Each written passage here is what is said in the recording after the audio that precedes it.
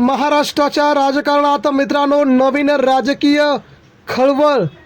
उद्धव ठाकरे देवेंद्र फडणवीस यांची जवळीकता एकनाथ शिंदेंना सत्तेच्या बाहेर लोटते। राजकीय महास्फोट दिल्लीत फडणवीस तर महाराष्ट्रात मुंबईत पुन्हा ठाकरे। मित्रांनो महाराष्ट्राच्या राजकारणाचा नवा अध्याय अखेर झाला सुरू।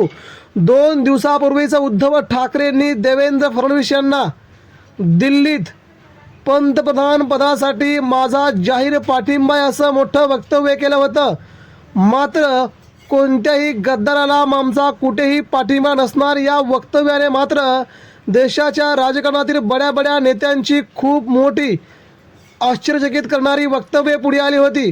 उद्धव ठाकरेंचा हा स्टँड भाजपला अगदी आवडणारा, कारण आगामी काळात भाजपा घरी बसते, परंतु उद्धव ठाकरेंनी मराठी माणसांच्या हितासाठी महाराष्ट्रासाठी जर देवेंद्र फडणवीस देशाचे पंतप्रधान होत असतील तर माझा पाठिंबा आहे असं आपलं स्पष्ट मत जाहीर केलं आणि पुन्हा एकदा नवा अध्याय सुरू झाला। मित्रांनो सविस्तरपणे बातमी जाणून घेऊया राज्यात आणि केंद्रात काय घडतंय।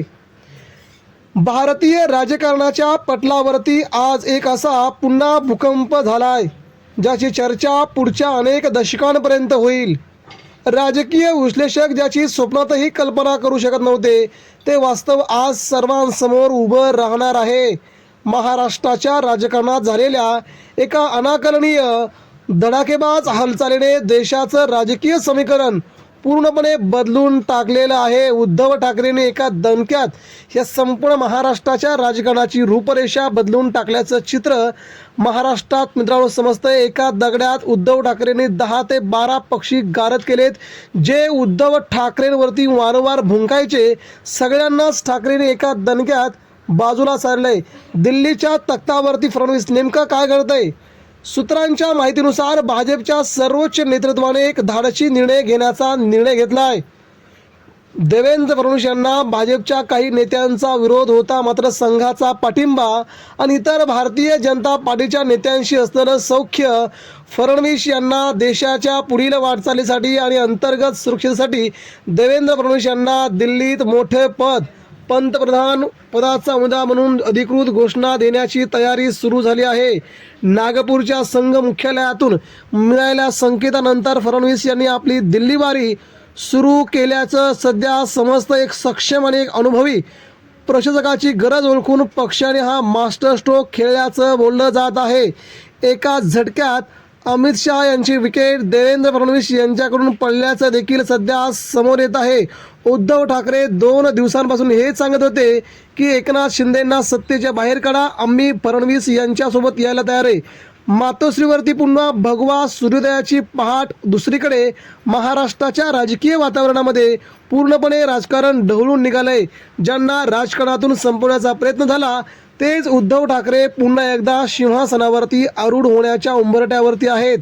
एकनाथ शिंदे यांची पक्षातून हकालपट्टी झाल्याच्या बातम्यांनी महाराष्ट्रात खळबळ उडते आहे आणि पुन्हा एकदा उद्धव ठाकरेंच्या हाती सुप्रीम कोर्टातून जुनी शिवसेना धनुष्यबाण चिन्ह येणार असल्याच्या बातम्यांनी पुन्हा आमदारांना उद्धव ठाकरेंची उचकी लागल्याचं चित्र आहे।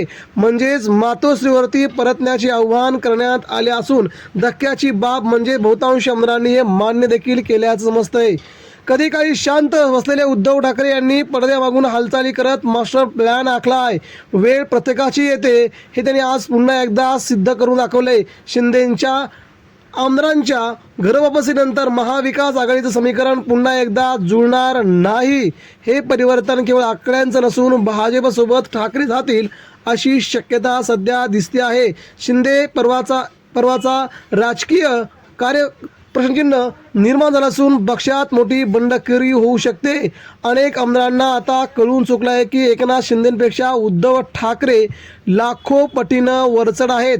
केंद्राच्या राजकारणात एक तगडा चेहरा म्हणून देवेंद्र फडणवीस आता पंतप्रधान पदाच्या शर्यतीत पुढे दिसतील आणि ही बातमी केवळ उद्धव ठाकरेंनी महाराष्ट्राच्या भल्यासाठी ठाकरेंनी फडणवीसांना पाठिंबा होता आणि अखेर तशाच पावलांची शक्यता वर्तवली जात आहे। राज्यापुढील आव्हाने तशीच आहेत। बेरोजगारी, शेतकरी आत्महत्या, महागाई यावर नवीन सरकार काय पावलं उचलणार आणि देशाचे पंतप्रधान म्हणून देवेंद्र फडणवीस पुन्हा एकदा शपथ घेणार का?